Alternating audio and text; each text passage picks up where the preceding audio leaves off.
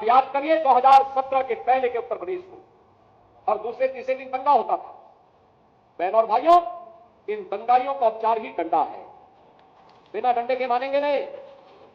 आप देख रहे होंगे बंगाल चल रहा है, वहां की मुख्यमंत्री चुप है, दंगाइयों को शांति दूत कहती है। अरे लातों के भूत बातों से कहां मानने वाले हैं। लेकिन सेकुलरिज्म के नाम पर इन लोगों ने दंगाइयों को दंगा करने की पूरी छूट दे रखी है। पूरा मुर्शिदाबाद पिछले एक सप्ताह से चल रहा है, सरकार मौन है।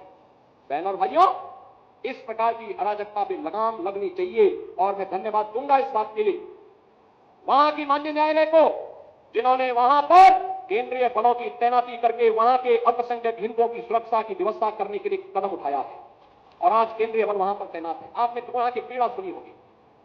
सब लोग मौन है, कांग्रेस मौन है मुर्शिदाबाद के दंगों पर, कांग्रेस मौन है, समाजवादी पार्टी मौन है, टीएमसी मौन है। वे धमकी पे धमकी दिए जा रहे हैं, समर्थन कर रहे हैं। बांग्लादेश के अंदर जो हुआ था उसका समर्थन कर रहे हैं बड़ी बेशर्मी के साथ। अगर उन्हें बांग्लादेश अच्छा लगता है तो उनको बांग्लादेश ही जाना चाहिए। क्यों भारत की धरती पे बोझा बने हुए हो, क्यों भारत की धरती पे बोझा बने हुए हो। हम आभारी हैं प्रधानमंत्री मोदी जी के और गृह मंत्री अमित शाह जी के, जिन्होंने वक्फ संशोधन अधिनियम को पारित करके गरीबों की जमीनों पर, सार्वजनिक जमीनों पर पड़ने वाली डकैती पर लगाम लगाने का काम इस अधिनियम, संशोधन अधिनियम के माध्यम से पारित किया है।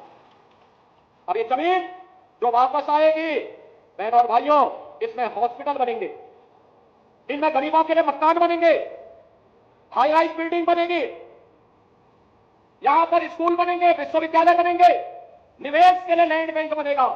लेकिन किसी को जमीन पर कब्जा करके गुंडागिर्दी करने की छूट अब नहीं मिलेगी। इसलिए लोग परेशान हैं, क्योंकि जमीन के नाम पर जो लूट थी वह रुकने वाली है, और उसमें इन लोगों को परेशानी है। परेशानी इस बात को लेकर के कि अब गुर्गे खाली हो जाएंगे। तो पहले जो जनता को लूटते थे, इनको भय है कि इनके द्वारा तारे गए गुर्गे कहीं फंसना शुरू हुए तो कहीं अब इन्हीं को न लूटने लग जाए, इनके द्वारा अकूत संपत्ति जो अर्जित की गई है उसी पर डकैती में डालने लग जाए। इसलिए उस भय के कारण ये वक्त के नाम पर जनता को बेवकूफ बनाने का काम कर रहे हैं, जनता के आंखों में धूल झोंकने का काम कर रहे हैं, गुमराह करने का काम कर रहे हैं। लेकिन गुमराह होने की आवश्यकता नहीं।